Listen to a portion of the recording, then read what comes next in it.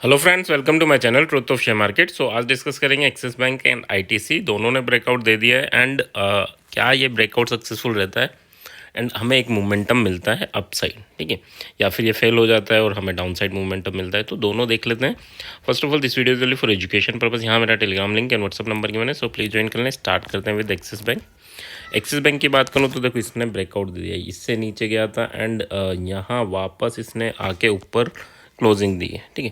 अब क्लोजिंग की बात करूँ तो थोड़ा सा एडजस्ट हो जाता है, लास्ट 30 मिनट्स का एवरेज होता है।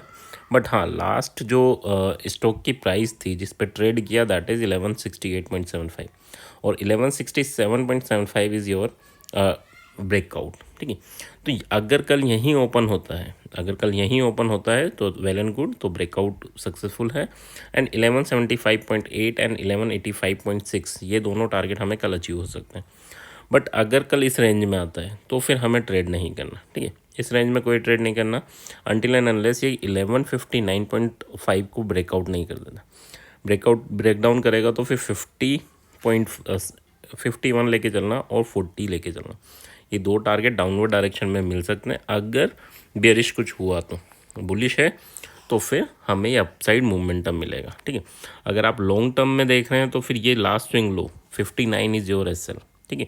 बट अगर शॉर्ट टर्म में देख रहे हैं तो इसी कैंडल के लो को आप एसएल लेके चलेंगे, यानी अगर इंट्राडे कर रहे हैं तो कैंडल का लो इज़ योर एसएल, और अगर आपको 5-6 दिन का व्यू है तो फिर इस कैंडल के यानी ये स्विंग का लो इज़ योर एसएल, ठीक है। ब्रेकआउट हो चुका है।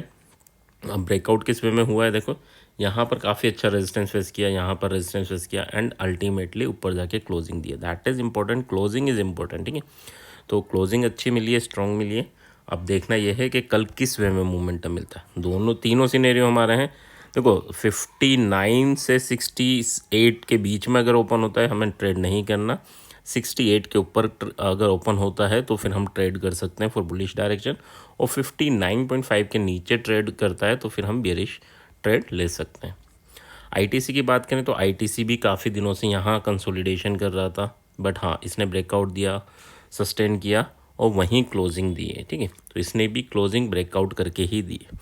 अब कल के लिए क्या है, 498 अगर टूटता है 498.5 लेके चलना, अगर टूटता है तो 502.5 यानी 4 पॉइंट का मोमेंटम, यानी 0.9% मोमेंटम हमें फर्स्ट मिल सकता है एंड फिर इसके बाद 507.5, ठीक है। तो अच्छा खासा 1.5-2% का मोमेंटम आईटीसी में भी मिल सकता है अगर ये सक्सेसफुल रहता है तो, ठीक है। यानी 498.5 के ऊपर ट्रेड करता है तो फिर ये दोनों टारगेट आपको अचीव हो सकते हैं। बट अगर 495.5 के नीचे जाता है तो फिर 491 एंड 487.5 तक के टारगेट फिर से आपको देखने को मिल सकते हैं। फिर क्या होगा, फिर देखो फिर ये डब्लू पैटर्न बना के ऊपर जाएगा अगर ये नहीं तोड़ा तो, ठीक है। तो एक तो अपॉर्चुनिटी ये है और दूसरी अपॉर्चुनिटी यहाँ है, यहाँ कुछ बुलिश साइन मिलता है तो भी हम ट्रेड इनिशिएट कर सकते हैं। और बेस्ट क्या रहेगा, बेस्ट ये रहेगा कि थोड़ा सा नीचे जाए, ट्रैप करे बियरिश को एंड फिर वापस ऊपर आए तो फिर अच्छा खासा जर्नी हो सकती है, क्योंकि जो ट्रैप हुए हैं, जो सेलिंग करके यहाँ ट्रैप होंगे वो बुकिंग करेंगे तो फिर एकदम अच्छा मोमेंटम हमें अपसाइड मिल सकता है।